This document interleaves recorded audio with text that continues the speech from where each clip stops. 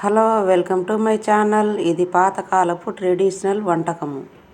ఈ బార్లీ పాయసము పిల్లలకు పెద్దలకు చాలా ఆరోగ్యకరమైనది.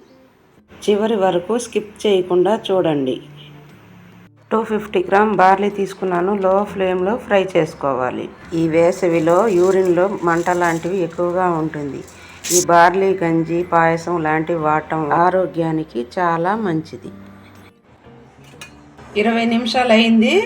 కలర్ కూడా బాగా చేంజ్ అయింది. వైట్ కలర్ మారింది చూడండి.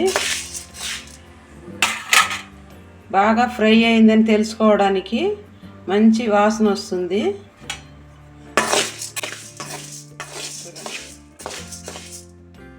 వేగినట్టు బాగా వాసన వస్తుంది. ఇప్పుడు గ్యాస్ కట్టేయాలి. లో ఫ్లేమ్లో ఫ్రై చేసుకోవాలి. ఈ బార్లీని మిక్సీలో వేసుకొని మెత్తగా పౌడర్ చేసుకోవాలి. మెత్తగా బాగా పౌడర్ అయిపోయింది చూడండి. బాగా మిక్సీ వేసుకున్నాను. దీన్ని ఒక గాజు బాటిల్లో స్టోర్ చేసి పెట్టుకోవాలి. 2 స్పూన్లు బార్లీ పౌడర్ వేస్తున్నాను. ఇది ఒక ముగ్గురికి. పాయసానికి ఒక గ్లాస్ వాటరు. గడ్డలు లేకుండా బాగా కలుపుకోవాలి. లో ఫ్లేమ్లో ఈ బార్లీ పౌడర్ని బాగా ఉడకపెట్టుకోవాలి.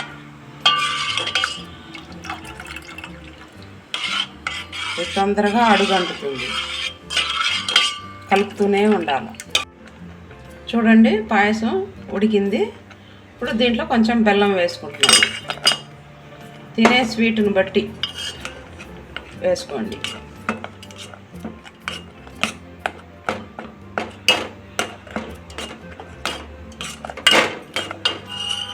బెల్లం కరిగింది చూడండి. ఇప్పుడు ఒక గ్లాస్ పాలు వేసుకోవాలి. బాగా అంతా కలుపుకోవాలి.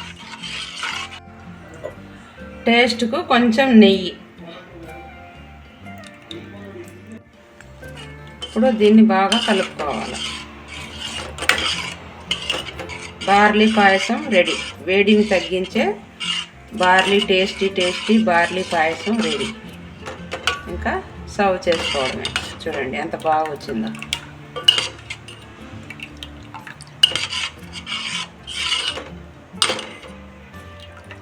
ఇది ఒక 2 స్పూన్లు 2.5 స్పూన్ అటు వేసుకున్నారంటే ఒక ముగ్గురికి వస్తుంది. బార్లీ పాయసం రెడీ అయింది చూడండి. ఇంక సర్వ్ చేసుకోవడమే.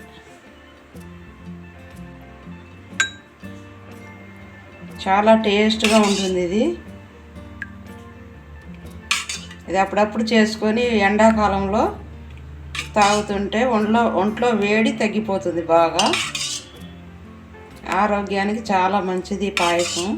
హెల్దీ టేస్టీ అయిన పాయసం మీరందరూ కూడా చేసుకొని తాగాలి. ఇది ఈ వీడియోకి ఒక లైక్ చేయండి, సబ్స్క్రైబ్ చేసుకోండి, మీ ఫ్రెండ్స్కి రిలేటివ్స్కి షేర్ చేయండి, బెల్ ఐకాన్ని క్లిక్ చేయండి. నా వీడియోలని మీకు వస్తుంది. Bye friends.